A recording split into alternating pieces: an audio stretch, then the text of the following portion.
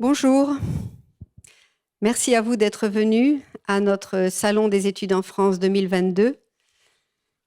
Après 2 ans de pandémie, c'est notre premier grand événement à l'Institut en présentiel. Nous sommes ravis de vous voir en vrai. La première table ronde de cette journée concerne les études de licence. Les études de licence, aussi bien à l'université, dans une grande école, dans une business school. Et nous allons engager une conversation avec nos invités. Le but de cette conversation, c'est de faire naître toutes les caractéristiques du système français et on espère de répondre à vos principales interrogations. De toute façon, dans une première partie, nous aurons une discussion et ensuite, vous aurez la possibilité de poser vos questions directement à nos invités. Bien sûr, vous aurez un micro, vous pourrez poser vos questions en grec ou en français puisqu'il y a la traduction. Alors, je présente mes invités qui sont Monsieur Emmanuel Vernadakis, qui est enseignant à l'Université d'Angers et qui est grec, ça se comprend ou non. Madame Pauline Caro, qui est responsable du bureau mobilité à l'Université de Bordeaux. Madame Pauline Couteau, qui est chargée des relations internationales à Sciences Po, donc là, passe dans une autre catégorie, Sciences Po Paris. Et Madame Poiret, je ne vais pas dire votre prénom, c'est trop compliqué, Madame Poiret, qui est chargée des admissions internationales à Neoma Business School, donc autre catégorie, Business School. Et je me présente, Patricia Savary, je suis responsable de l'espace Campus France ici à l'Institut français de Grèce. Et mon rôle, c'est d'informer les étudiants grecs et leurs parents sur les études en France. Certains d'entre vous me connaissent, je reconnais certaines personnes ici. Alors, puisque nous allons parler des études de licence, bien sûr, ce qui vous préoccupe certainement si vous êtes lycéen, il y a des parents dans la salle, mais des lycéens, je suppose que ce qui vous préoccupe, c'est comment faire pour être admis dans une université française, quelle est la procédure et surtout, quels sont les critères d'admission. Est-ce que j'ai des chances d'être admis à l'université en France ou à Sciences Po ou dans une business school? Alors d'abord, je voudrais préciser que en ce qui concerne la procédure Parcoursup, la demande d'admission sur Parcoursup, qui est quelque chose de très technique, nous avons fait un webinaire la semaine dernière et vous pouvez retrouver ce webinaire sur la chaîne YouTube de l'Institut français de Grèce où il y a la démonstration pas à pas, tout ce qu'il faut faire, tous les stades de la demande d'admission. Voilà. Et c'est en grec. Cela vous aidera beaucoup. Aujourd'hui, le but, c'est pas trop de parler de l'aspect technique de Parcoursup, bien sûr, mais puisque nous avons la chance d'avoir nos invités, des gens qui sont venus de France pour vous informer, on va plutôt essayer de voir du côté de l'université quels sont les critères qu'ils prennent en compte. D'accord? Donc, je vais commencer d'abord par les universités parce que, bon, bien sûr, c'est quand même les établissements qui vous intéressent, qui concernent le plus grand pourcentage des lycéens. Alors, je vais commencer par vous, Monsieur Vernadakis, et poser la question que tous les jeunes ici se posent. Pour être admis en première année de licence à l'université en France, notamment l'université d'Angers, quels sont les critères qui sont pris en compte? À quoi vous faites attention? Aux notes, au CV, à la lettre de motivation, au niveau de français? On vous écoute. Très bien, merci beaucoup Patricia. En fait, on regarde l'équilibre de tout. On fait attention au niveau de langue de chaque candidat, à son CV, à ses notes, mais surtout à la lettre de motivation. Parce qu'il est vrai que les étudiants qui postulent à notre université, du moins, sont des étudiants presque d'excellence. Enfin, les dossiers que nous recevons des étudiants européens sont de très bons dossiers. Donc, c'est vrai qu'il y a beaucoup de dossiers avec de bonnes notes, et puisqu'ils postulent en France, enfin, le niveau de français, le plus souvent, est entre les B2 et C2. Ce qui fait la différence, c'est surtout la lettre de motivation. Et c'est ce que l'on regarde systématiquement, parce que c'est par le biais de cette lettre de motivation que l'on comprend aussi de quel type de candidat nous avons à faire. C'est dans la lettre de motivation où le candidat s'exprime, enfin explique pourquoi il a choisi cette filière, quelles sont les raisons de son choix et ce qu'il il ou elle vise, enfin, comme carrière par la suite. Et c'est sur cette base que les personnes qui font la sélection des dossiers décident, enfin, qui sera admis ou qui ne le sera pas. Donc, si j'ai un conseil à vous donner, c'est de bien soigner cette lettre de motivation, de la rédiger dans un bon français, enfin, de vous faire relire et de vous exprimer librement et dire pourquoi vous voulez la France, pourquoi vous voulez cette formation spécifique, pourquoi l'université donnée, enfin telle ou telle université. Ce sont des points très importants que le jury regarde pour prendre sa décision finale. Alors, c'est très intéressant parce que moi, j'ai beaucoup de questions sur la lettre de motivation. C'est quelque chose qui stresse un petit peu les candidats. Cependant, moi, je suis étonnée. Ça a une telle importance, la lettre de motivation, mais est-ce que vous comprenez qu'une lettre de motivation a été rédigée par le candidat? Écoutez, ça se voit.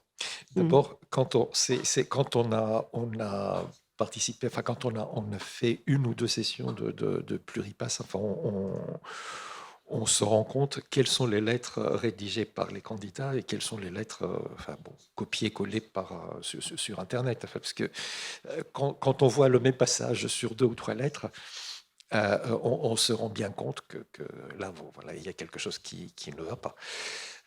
Et puis, je ne sais pas comment vous le dire, c'est peut-être l'expérience qui le fait, mais quand on voit une lettre qui n'est pas personnelle, enfin, ça saute aux yeux. Ça saute aux yeux. Tout à fait. Je confirme, ça saute aux yeux. Moi, je ne pense pas forcément à du copier-coller de choses qu'on trouve sur Internet, mais ce que je vois quelquefois, des gens qui demandent à quelqu'un d'autre de le faire. Par exemple, voilà, je veux être admis en première année de droit et je demande à un professeur d'université de droit de me rédiger la lettre.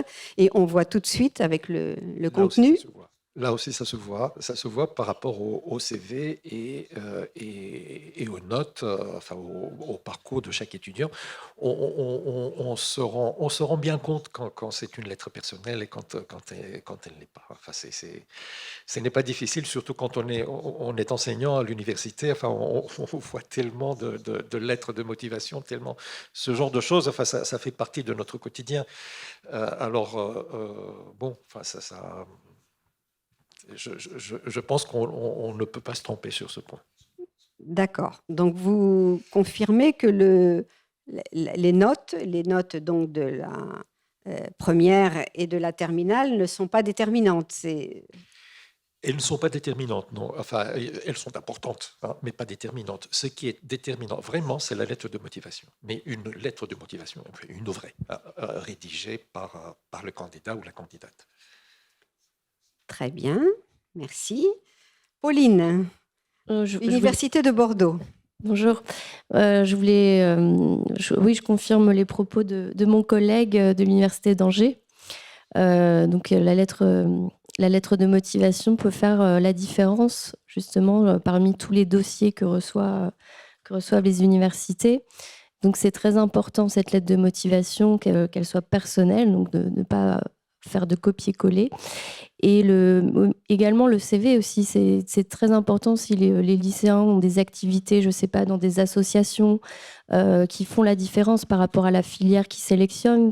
Si les lycéens sont passionnés par telle activité, font partie d'une asso sportive ou d'une asso culturelle ou autre, en lien aussi avec peut-être la formation qu'ils souhaitent faire, c'est vraiment important de soigner aussi le petit CV donc, des lycéens et la lettre de motivation. C'est ce qui fera la différence avec toutes les candidatures que nous recevons. Est-ce qu'un lycéen qui qui passe la plus grande partie de son temps à travailler, à étudier, et qui ne fait pas partie qui n'a pas vraiment d'engagement citoyen, qui ne fait pas partie d'associations, est-ce qu'il doit s'inquiéter alors? Non, non, bien sûr que non. Non, non, si la lettre de motivation il décrit ses motivations pour pas son projet professionnel, mais pour la filière, ses aspirations, pourquoi telle filière dans telle université, ça n'empêchera pas son acceptation à l'université.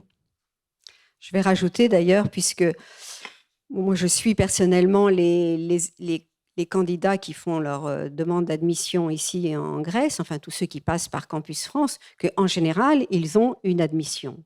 C'est extrêmement rare, j'ai très rarement vu un candidat grec du lycée grec qui ne soit pas admis, qui n'ait pas au moins une réponse positive sur les 10 vœux qu'il met. Il faut quand même rassurer les candidats, oui. Alors, en ce qui concerne les niveaux de français, vous, à Bordeaux, qu'est-ce que vous exigez? B2, C1?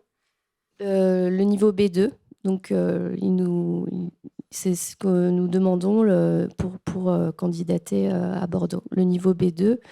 Après, ça peut dépendre de certaines filières où on demande un niveau C1, donc il faut regarder, mais c'est le B2, le niveau minimum demandé. Et vous qui, justement, avez des étudiants étrangers, certainement dans vos cours, Emmanuel, vous enseignez, est-ce que vous considérez qu'un étudiant étranger qui a le niveau B2 est vraiment apte à suivre sa première année de licence? Je réponds? Oui. Oui. Eh bien, je pense que oui. Enfin, au début de l'année, quand les étudiants arrivent, c'est un petit peu difficile, c'est un peu compliqué parce que c'est plus une question de compréhension plutôt que d'expression. Ils ont du mal à capter le sens des choses parce qu'ils nous disent vous savez, ça se passe trop vite et on n'arrive pas à prendre des notes. Mais au bout d'un mois et demi, les choses changent parce que évidemment quand on est dans un pays, quand on parle tout le temps cette langue, quand on entend tout le temps cette langue, on s'y habitue. Son oreille capte plus facilement et sa langue se délie. Donc au bout d'un mois et demi, 2 mois, les étudiants changent complètement et c'est très étonnant. Ça, pas seulement les étudiants grecs, mais tous les étudiants étrangers. Au bout de 2 mois, ils font des progrès étonnants, ou plutôt c'est pas qu'ils font des progrès, mais il y a des choses qui se délient, qui se mettent en place, et ils sont en mesure de mieux s'exprimer, de mieux comprendre, de mieux s'exprimer. Alors, je confirme, c'est ce qui ressort de tous les étudiants, que ce soit en licence ou en master. Les 2 premiers mois, ils m'écrivent en disant: «Je suis totalement perdu, je ne comprends rien, pourtant j'ai le C1 ou même j'ai le C2», et à Noël, quand ils reviennent, ça y est, on voit même dans leurs expressions, quand ils parlent, ils glissent des mots français, enfin. Donc ça, ne vous inquiétez pas, c'est sûr qu'au début, c'est très différent entre le français que vous apprenez à l'école et la façon dont parlent les Français, mais en général, tout est résolu au bout de 2 mois. Alors, je passe maintenant à une autre catégorie d'établissements, catégorie des grandes écoles. C'est toujours assez compliqué d'expliquer ce qu'est une grande école. Alors, ici, la grande école, c'est Sciences Po, même si les business schools font partie aussi des grandes écoles. Enfin, alors, Sciences Po, je vais vous laisser, Pauline, d'abord présenter cet établissement, quelles sont les spécialisations de Sciences Po, et alors surtout aussi ce qui diffère une grande école d'une université, c'est sur les modalités d'admission. Il y a peut-être une sélection plus importante. Pauline, je vous laisse la parole. Merci Patricia. Donc effectivement, Sciences Po, c'est toujours très compliqué parce que nous sommes une université internationale de recherche, mais considérée comme une grande école parce que nous sommes aussi très sélectifs.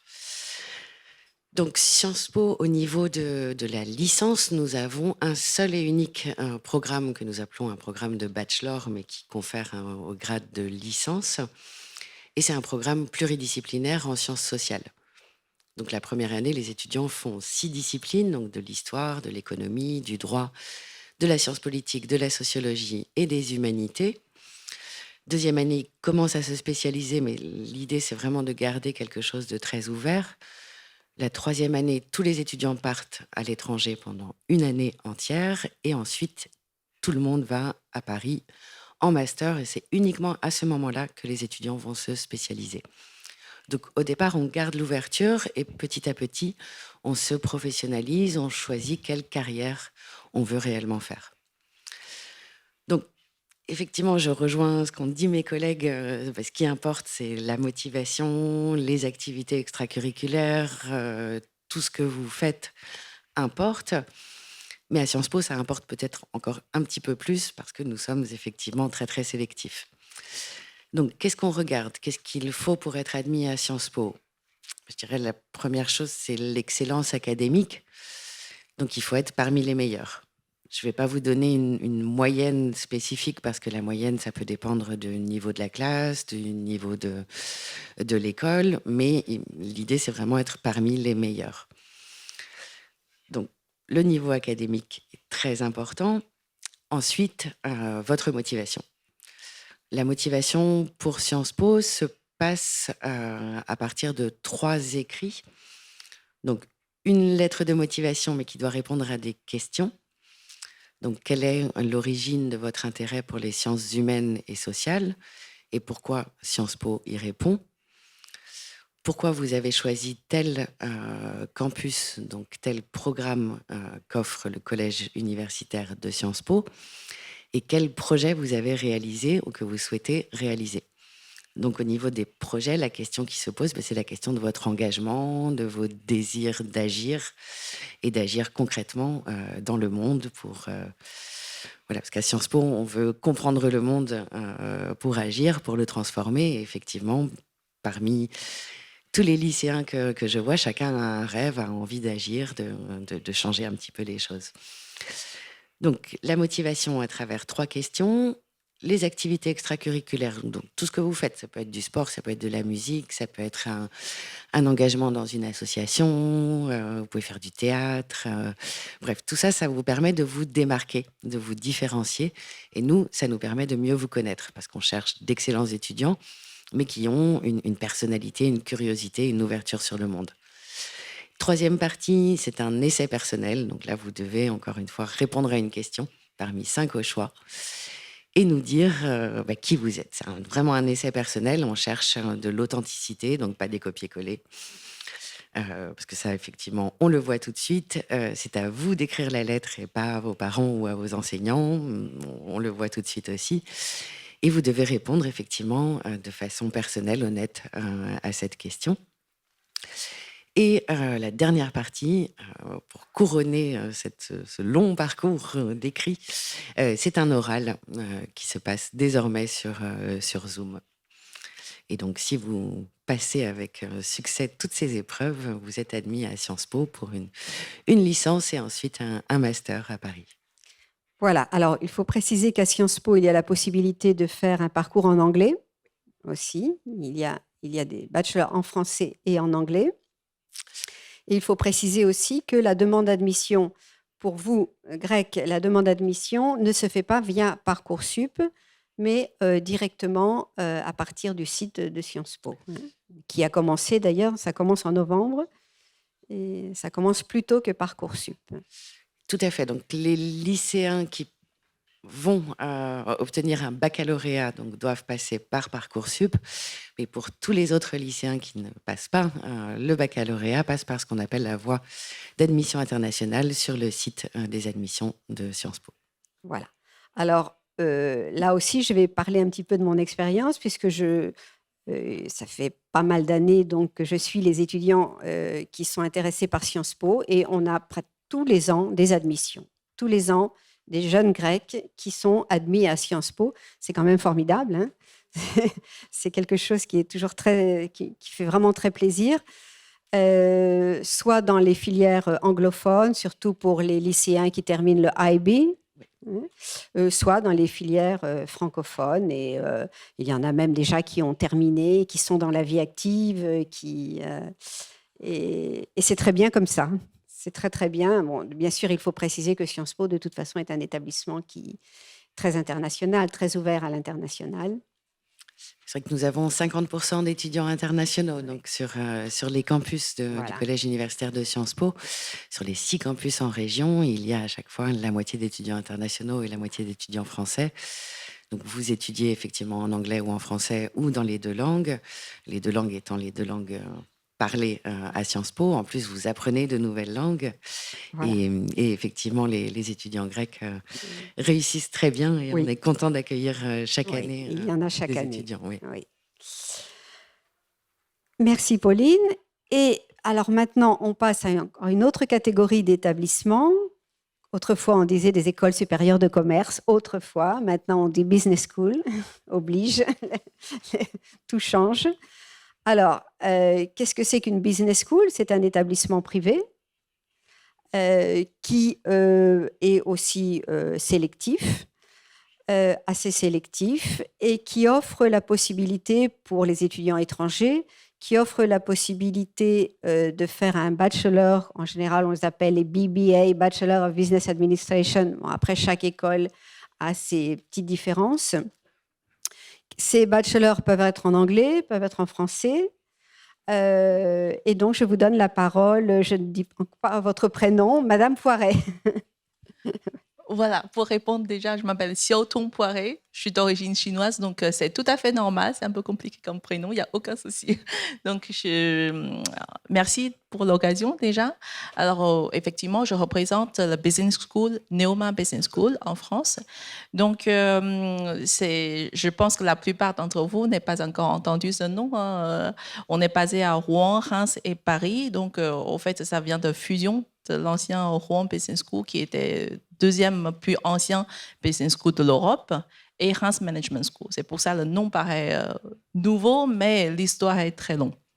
Donc, une école de commerce, effectivement, comme Madame Savary a dit, c'est privé et que je ne vais pas parler pour toutes les écoles de commerce parce que BBA, dans toutes les écoles de commerce, chacun propose ses formats, ses schémas un peu différents. De notre côté, c'est un format qui s'appelle GBBA, donc Global Bachelor Business Administration. Donc, c'est vraiment concentré, un bachelor très, très général sur tout ce que l'étudiant doit savoir sur Business Administration. Qu'est-ce que ça veut dire?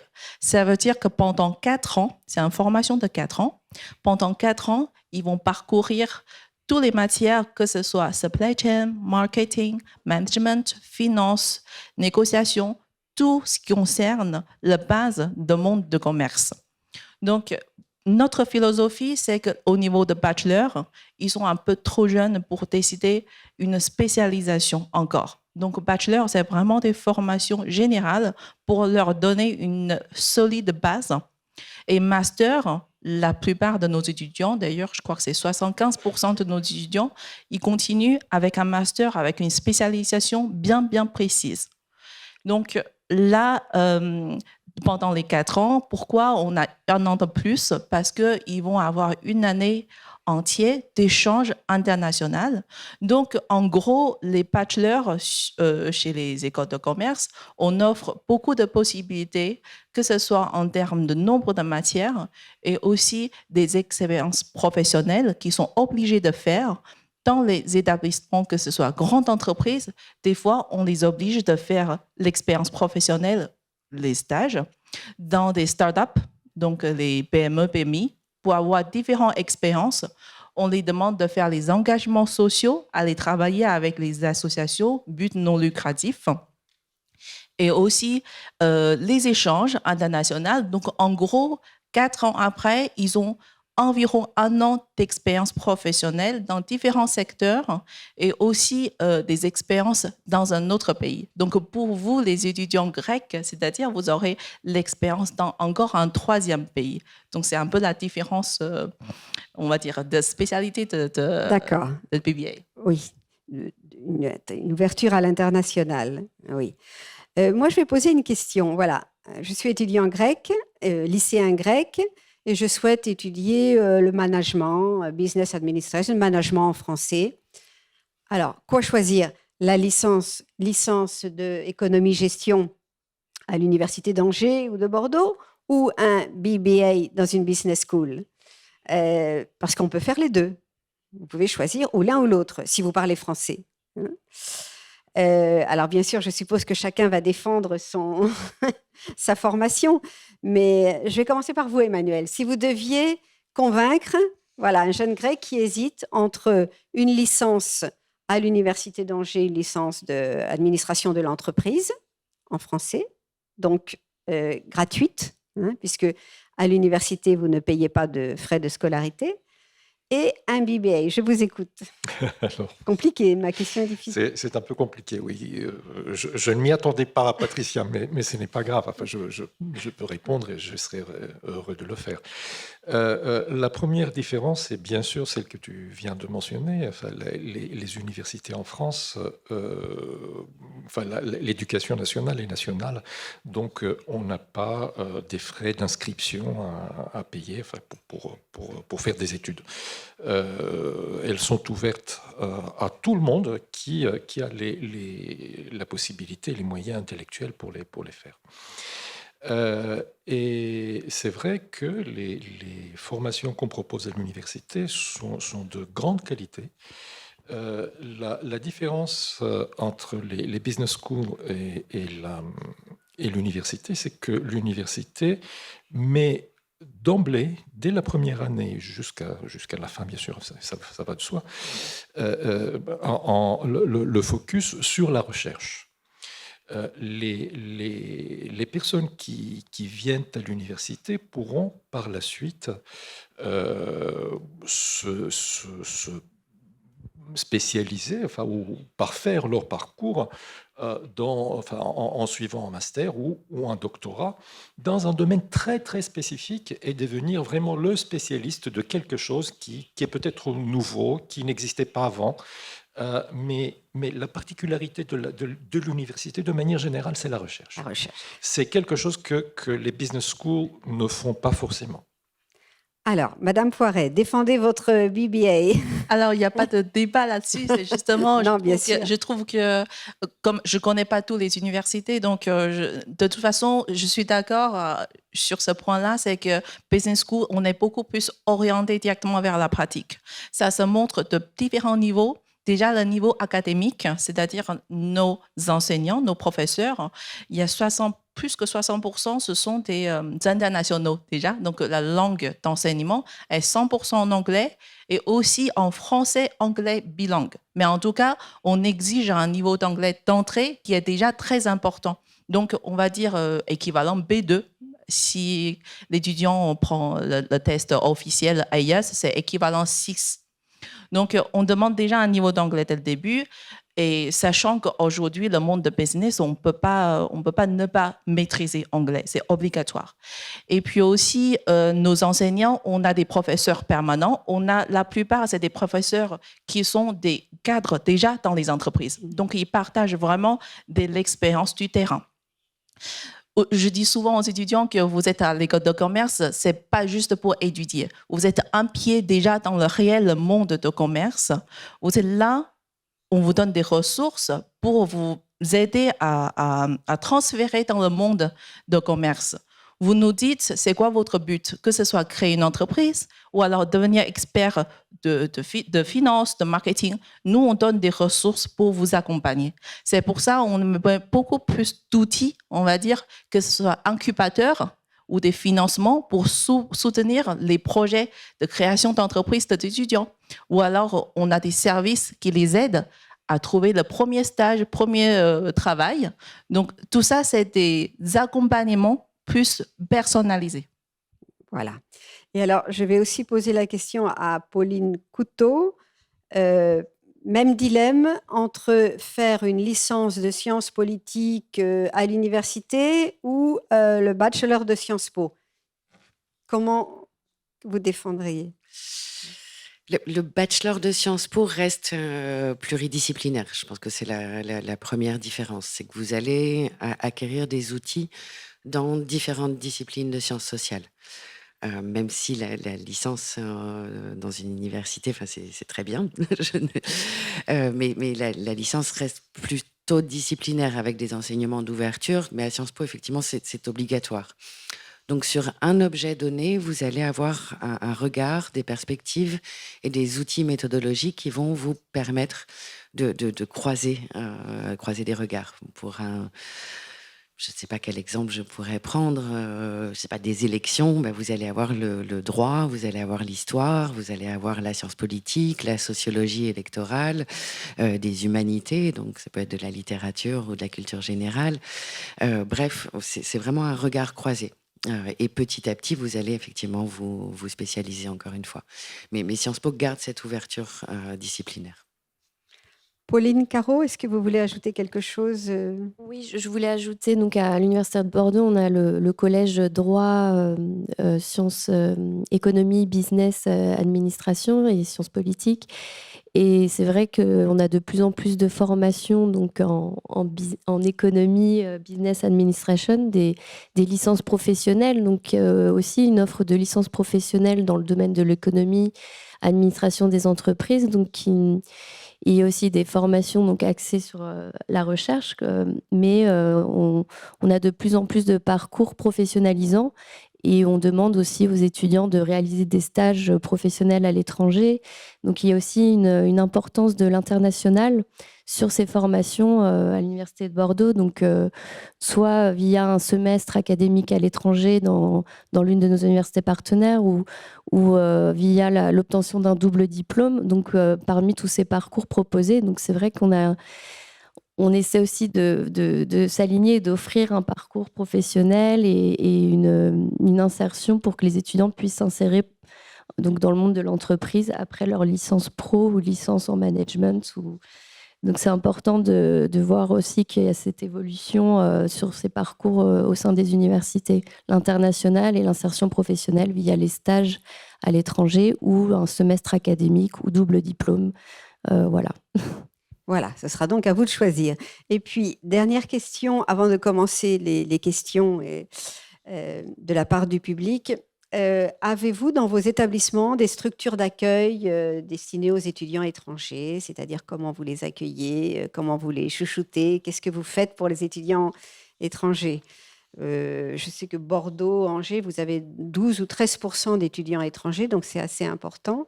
Qu'est-ce que vous avez comme structure, Emmanuel?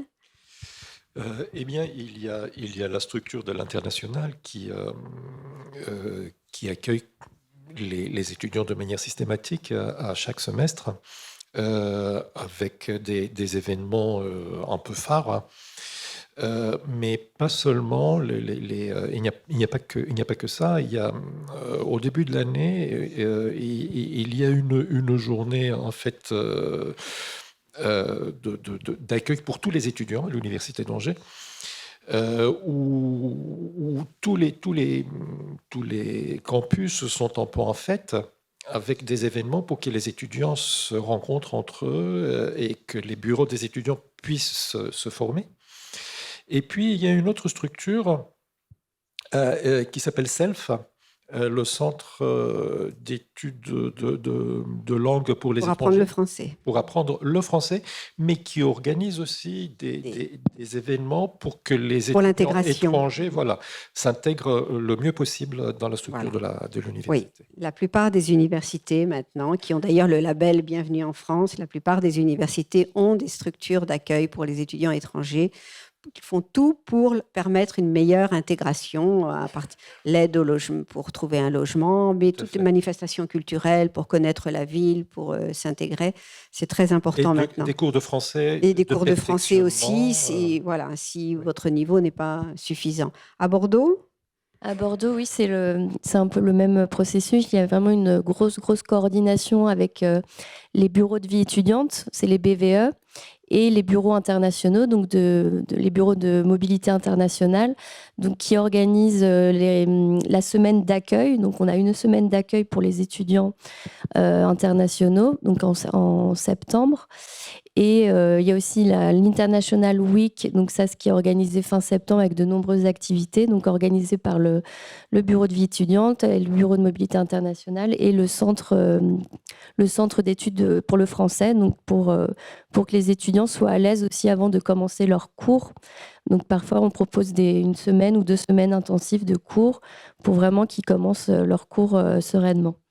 Voilà, très bien. À Sciences Po, bien sûr, il y a tellement d'étudiants étrangers, je suis sûre, n'est-ce pas, Pauline? Tout à fait, non, effectivement, à Sciences Po, avec 50% d'étudiants étrangers sur nos campus, nous sommes habitués à les accueillir. Donc, nous avons été labellisés Bienvenue en France depuis le début. Et nous accompagnons les étudiants individuellement pour les questions de logement, de sécurité sociale. Une semaine d'intégration, effectivement, est faite, mais nous mélangeons les étudiants français et internationaux pour qu'ils s'intègrent ensemble d'emblée dès la première semaine. Et effectivement, c'est un accompagnement personnalisé pour toutes les démarches. Bien sûr. Et à Neoma?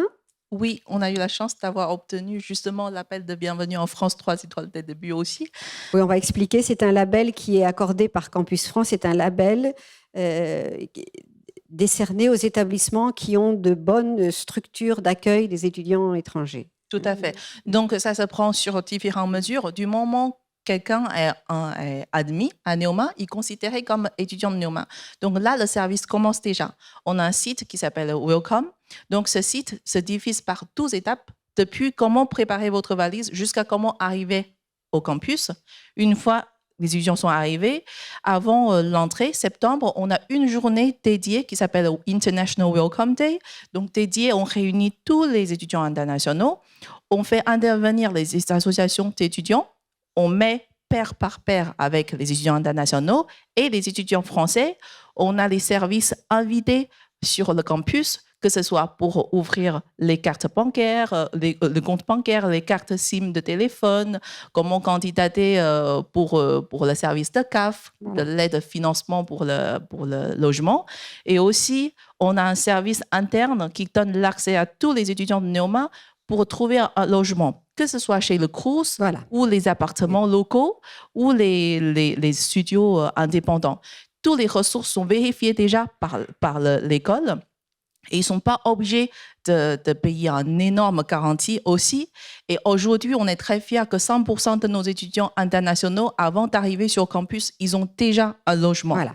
Donc, il y a ça. Et aussi, on a mis des mesures pendant le confinement. Ça, c'est nouveau.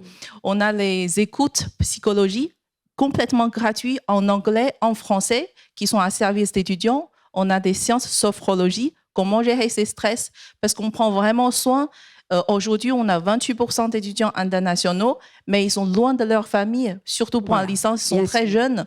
On les écoute toutes les semaines. Il y a des réunions qui pourraient toujours venir nous chercher pour parler. Merci. D'ailleurs, il faut préciser qu'en France, l'année dernière, la plupart des établissements privés, publics, les universités ont continué à donner des cours en présentiel, avec toutes les difficultés que cela pouvait comporter, mais il y a eu un effort immense qui a été fait. Moi, je vois la plupart des étudiants grecs l'année dernière sont restés en France, ont suivi des cours. C'était quand même formidable. Voilà, on va donc vous donner la parole maintenant.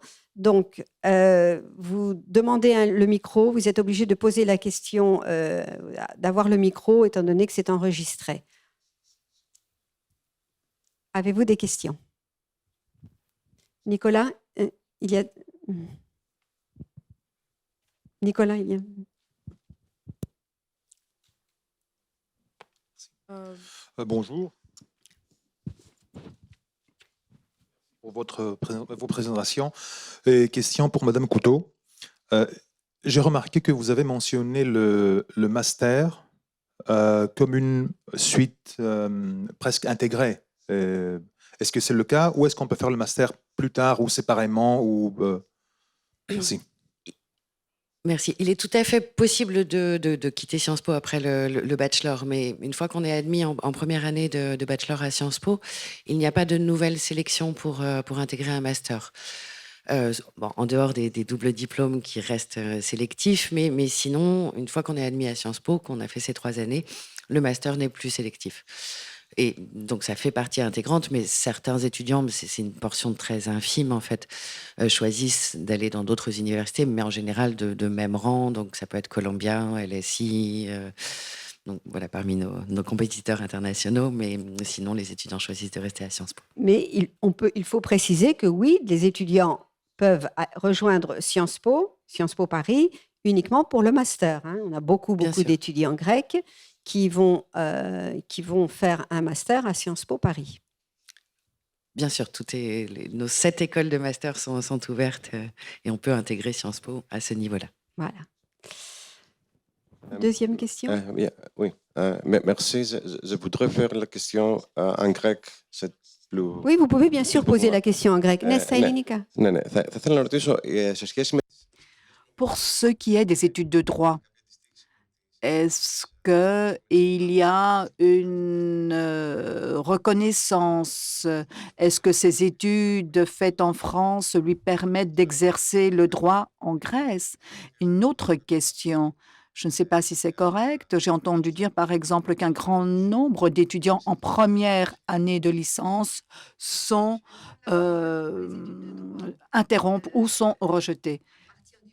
Où vous faites les 4 années en France, c'est-à-dire arriver au niveau Master 1, en général, vous avez l'équivalence avec le diplôme grec. Voilà, ça c'est une chose. Université publique, il n'y a aucun problème. Et la deuxième question, le point que vous soulevez, qu'en France, oui, c'est assez facile d'être admis en première année à l'université, mais que c'est très difficile de passer en deuxième année. Alors, c'est vrai que la première année est assez exigeante. C'est vrai qu'il y a des étudiants qui sont obligés de redoubler, de refaire leur première année. Cependant, là encore, je donne mon avis puisque je suis les étudiants grecs. Les étudiants grecs qui partent en première année, notamment en droit, il y en a beaucoup. Eh bien, c'est assez extraordinaire parce qu'en général, ils réussissent leur première année du premier coup.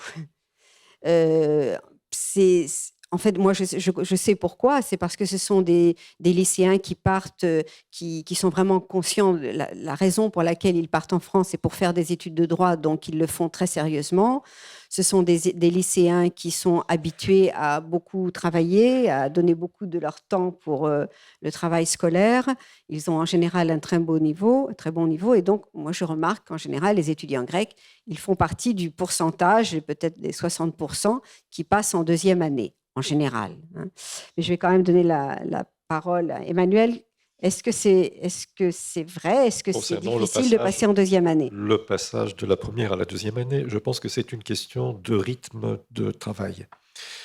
S'il y a autant d'étudiants qui ont du mal à faire le passage, à faire passer de la première à la deuxième année, c'est parce qu'ils n'arrivent pas à se mettre dans la logique du travail universitaire, qui est une logique à faire de travail continu, assidu, en bibliothèque aussi.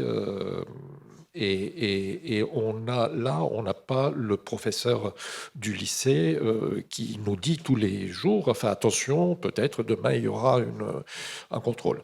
Ben, il faut se préparer tout seul. Hein. C'est une question de responsabilité aussi, de prise de ses propres responsabilités. Ça, c'est valable aussi pour les étudiants français.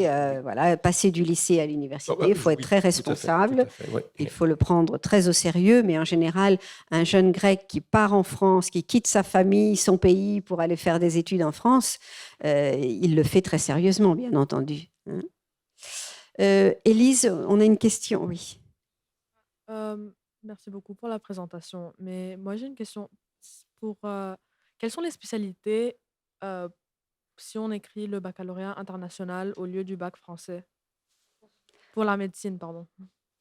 Alors, est-ce que vous pouvez répéter votre question? Parce que moi, personnellement, je n'ai pas entendu. Ah. Quelles sont les spécialités pour la médecine demandées si on écrit le baccalauréat international au lieu du bac français? Ah, donc pour le IB, le baccalauréat international. Alors, le baccalauréat international, il est en général considéré comme équivalent du baccalauréat français ou de la Politerio grecque. Donc, il vous donne accès à l'enseignement supérieur français. Mais alors, vous ne trouverez jamais quelles sont les spécialités que vous devez choisir, hein. Ça, c'est toujours la question des étudiants, des lycéens du IB. Ils me disent toujours quelles sont les matières que je dois choisir. Vous ne verrez jamais cette réponse sur le site d'une université. Ben, c'est la simple logique, hein. Si vous candidatez pour une filière scientifique en France, eh bien, choisissez des matières scientifiques. Voilà, mais vous ne verrez jamais ces indications sur le site d'une université française parce que, bien sûr, ils ne sont pas très familiarisés avec le IB. Cependant, tous les ans, il y a beaucoup d'étudiants du IB, notamment ces dernières années avec le Brexit, beaucoup d'étudiants, de lycéens du IB qui sont admis en France. Et puis, toujours, très important, ayez au moins le B2 en français, bien sûr. Autre question ? Oui. Est-ce qu'il y a une possibilité d'étudier à distance? Je m'intéresse à l'école Neoma. Alors là, on favorise vraiment les formations sur site. Donc, on ne peut pas faire une formation entièrement à distance, non.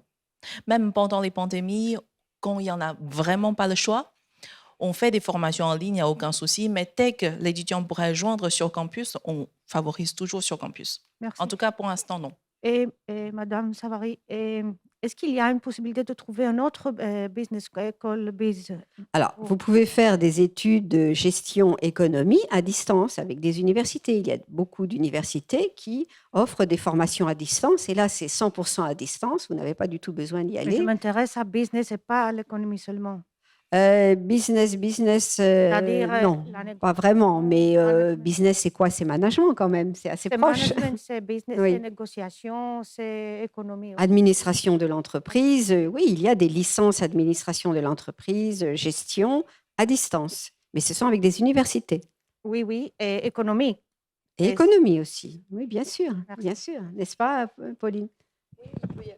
Après, il faut regarder, hein, je parle un peu au nom de toutes les universités publiques, mais il doit y avoir une offre de diplôme universitaire aussi, de DU, en ligne, donc dans la filière que vous souhaitez, ou licence. Ou de licence aussi. Oui, et licence aussi. Donc, oui, les universités publiques proposent tout en ligne. Merci.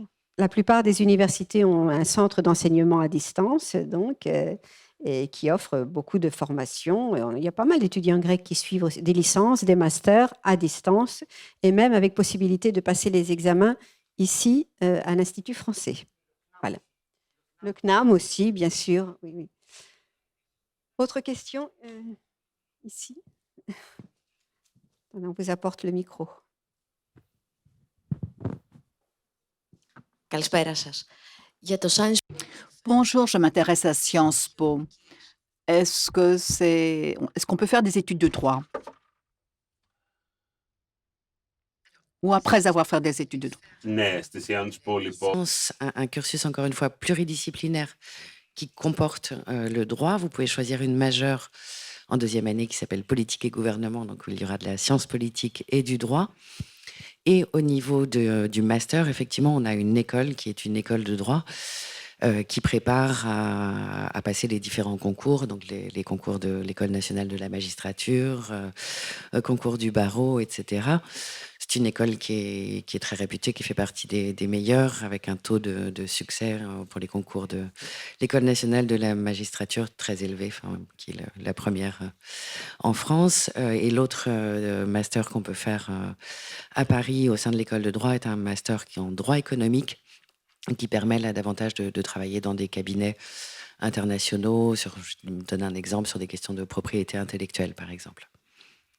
Mais disons, en reformulant la question, si on veut devenir avocat, parce qu'en Grèce, en général, les études de droit, c'est pour devenir avocat, comme je connais bien Si on veut devenir avocat, est-ce qu'il y a une raison d'aller à Sciences Po ou il vaut mieux aller faire une licence de droit à l'université? C'est une bonne question. Après, tout dépend ce qu'on veut faire. Enfin, c'est-à-dire, s'il y a un tel succès des étudiants de Sciences Po dans les différents concours, donc concours du barreau français ou concours de l'École nationale de la magistrature, c'est parce que justement, les étudiants de Sciences Po gardent cette ouverture. Donc, Ils ont peuvent, du droit, mais ils sont effectivement valorisés parce que, encore une fois, ils vont avoir une manière de comprendre le monde ou de comprendre des sujets très spécifiques avec une ouverture plus grande. Donc, ils ne vont pas s'enfermer dans simplement une lecture du Voilà. Code civil ou du droit constitutionnel, mais ils vont garder cette ouverture. Donc, ils ont un succès Ils effectivement ont un plus petit grand. plus, quoi, en Oui. fait. Après, si on D'accord. veut faire uniquement du droit, bah, effectivement, ça ne sert à rien de faire Sciences Po avec de l'économie, de la sociologie. Il vaut mieux faire du droit pur pendant la licence et le master. Mais si on veut garder cette ouverture pour après se spécialiser et avec ce taux de réussite que l'on connaît, bah, Sciences Po, c'est le mieux. Merci. Autre question? Oui. Bonjour. Bonjour. Pourriez-vous donner un peu plus d'informations en ce qui concerne le logement, les CRU ou les résidences universitaires? Est-ce qu'il est facile pour un étudiant étranger d'accéder à un logement en France, à Paris? Alors là, je vais me permettre de prendre la parole. D'abord, en plus, Paris, non. On peut tout de suite répondre non, hein. Alors, en ce qui concerne le logement étudiant, sachez qu'en France, il y a des résidences étudiantes publiques gérées par le Crous et des résidences étudiantes privées. D'accord? Pour les résidences étudiantes publiques, pour Paris, je vous dirais tout de suite de les oublier complètement. Voilà, oubliez les résidences publiques pour Paris. Et de toute façon, étant donné qu'ici, ce sont des jeunes intéressés par la première année d'études en France, de toute façon, même si vous allez dans une ville de province, ça peut paraître bizarre, mais vous n'aurez pas une chambre dans une résidence publique pour la première année. À partir de la deuxième année, oui. C'est bizarre. En Angleterre, c'est totalement le... Je ne parle pas de Sciences Po. Là, voilà, Sciences Po, oui. Hein, mais je parle des universités. Ceux qui vont à l'université, même si vous allez en province, vous n'aurez pas de chambre dans une résidence publique pour la première année. À partir de la deuxième année, oui. Paris, vous oubliez complètement. Donc, en fait, vous, lycéens, puisque vous êtes certainement intéressés par la première année d'études en France, à l'université, le mieux, dès que vous avez votre réponse de l'université, début juin, c'est de regarder pour les résidences étudiantes privées. Sachez que vous avez droit à l'allocation logement, CAF, cette aide au logement donnée par l'État français aux étudiants, vous y aurez droit. Et si vous êtes en province, vous pourrez faire une demande l'année suivante pour les résidences publiques. Voilà. Alors, bien sûr, dans la catégorie école, par exemple à Sciences Po, Pauline, vous avez des résidences. On a un accord effectivement avec le Crous pour permettre aux étudiants internationaux de bénéficier d'une chambre dans une résidence dès la première année. Voilà. Et à Neoma, qu'est-ce que vous faites avec le logement? Oui, c'est pareil. On a la première année, les étudiants peuvent candidater pour Crous, pour les résidences étudiants publics. Et on a un accord avec plusieurs bailleurs des résidences étudiants privés aussi. Il y a un certain nombre de places réservées pour nos étudiants. Et aussi, comme j'ai dit, on a une base de données, des ressources assez important. Bien sûr, après, premier arrivé, premier servi, si vous arrivez vraiment tout à la fin, vous aurez moins de choix, mais il y aura toujours la possibilité de trouver un logement avant de venir. Voilà. Alors, je n'ai pas donné la parole aux universités, j'ai un peu accaparé la parole. Vous avez quelque chose à ajouter pour le logement étudiant? On s'assure vraiment que nos étudiants internationaux soient logés avant la rentrée. Donc, il y a le service Crous. Les étudiants doivent faire un dossier. Mais on leur conseille aussi une plateforme Studapart pour répertorier toutes les offres de logement, colocation, résidence privée. Donc, parce que Bordeaux, par exemple, ça devient un petit peu compliqué pour le logement. Donc, on informe bien en amont nos étudiants étrangers et français donc, de toutes les possibilités pour qu'ils puissent trouver un hébergement avant la rentrée. Bordeaux, c'est un petit peu compliqué maintenant. Angers, par contre? C'est pareil pour Angers. C'est pareil pour Angers, Ah bon? c'est un petit Angers peu aussi? compliqué. Oui, parce qu'il y a eu une hausse d'étudiants qui arrivent les dernières années qui fait qu'on est obligé de reconstruire D'accord. de nouvelles lieux d'accueil. D'accord. Mais si vous vous y prenez au début de l'été, C'est ça. vous n'aurez Non, pas oui, de oui, problème. il faut Les s'y problèmes, c'est prendre pour très Paris. tôt. Voilà, ça, à Paris, vous aurez forcément des problèmes. Bon, moi, je préviens toujours les gens, mais bon, les gens, souvent, les étudiants insistent pour Paris et c'est assez compliqué. Est-ce qu'on a une autre question? Παρακαλώ, θα ήθελα να ρωτήσω, εάν Une question. Si vous savez, ou si dans les universités qui nous ont été présentées, est-ce qu'il y a des études de licence uniquement en anglais, à part les business schools ou Sciences Po? Au niveau, toujours licence en psychologie, est-ce qu'il y a des études en anglais? Όχι, δεν υπάρχουν. Ευχαριστώ.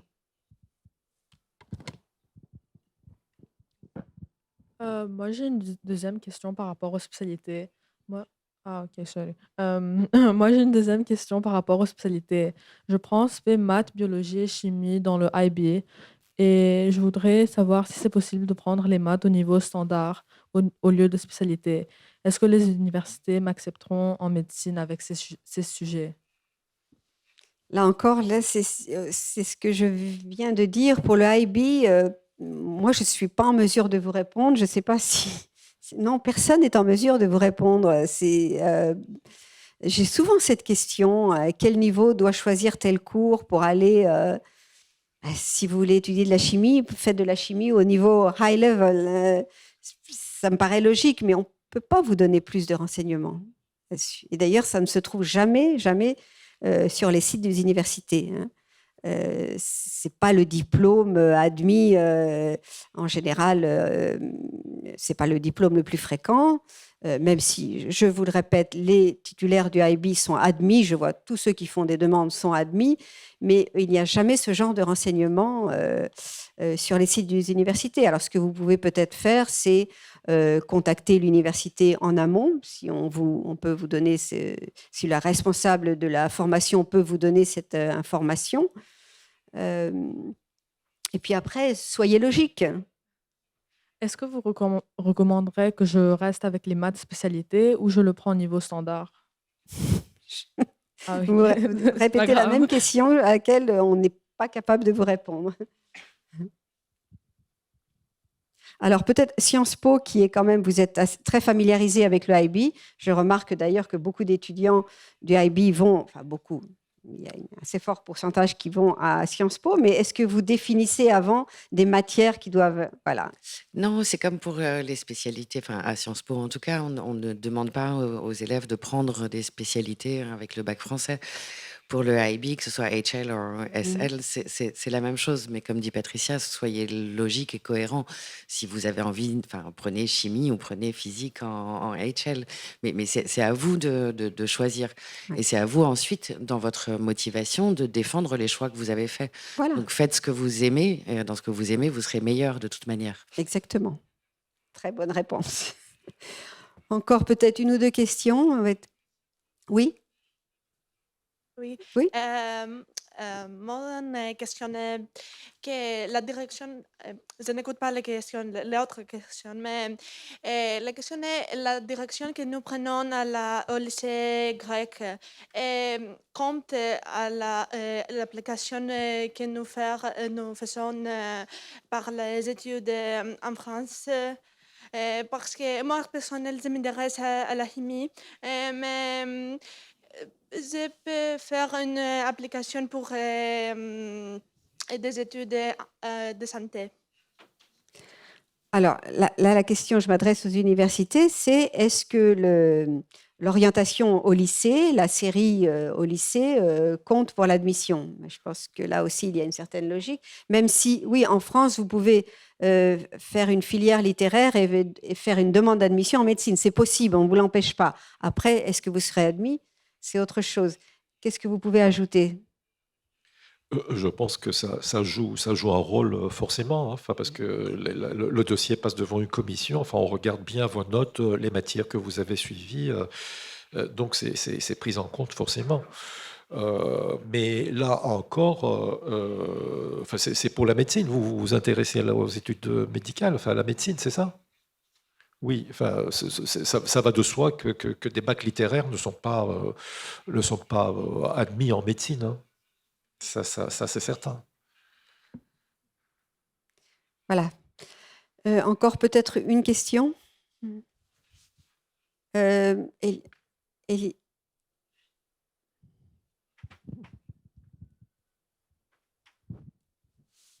Oui, bonjour.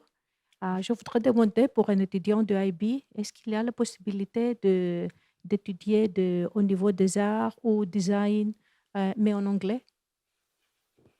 Est-ce que vous savez si ça existe? Alors, art, design en anglais. De toute façon, art, design, c'est plutôt des écoles d'art, des écoles d'art appliquées. Il y a très peu de choses en anglais dans ce domaine. Très peu de choses. C'est en général en français.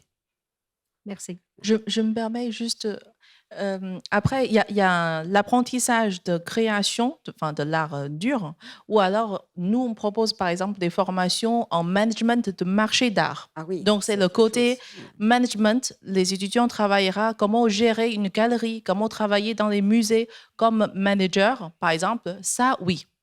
Mais dans la création d'art, je n'ai pas de Il y a très peu de connaissances. choses en anglais. Mais, voilà. Merci. Par contre, il y a des écoles de beaux-arts publics comme à Nantes qui font une année de préparation avec renforcement en français.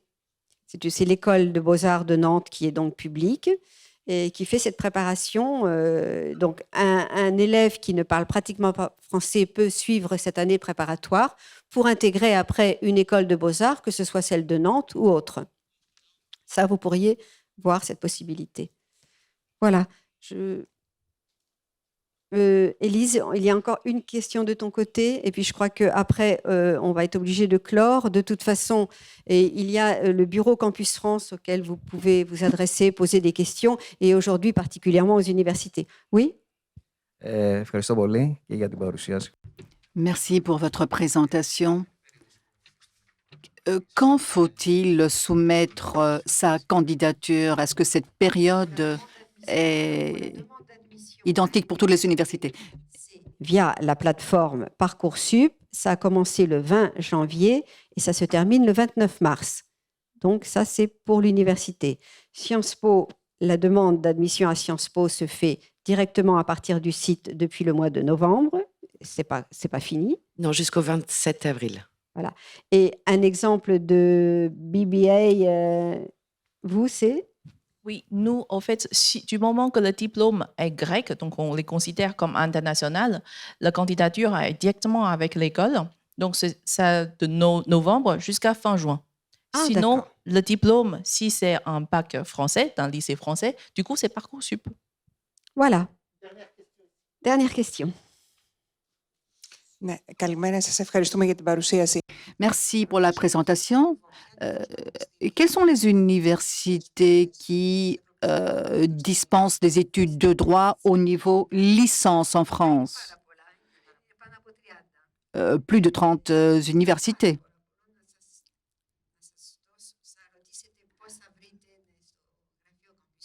Adressez-vous à Campus France et là, vous pouvez voir quelles sont ces universités.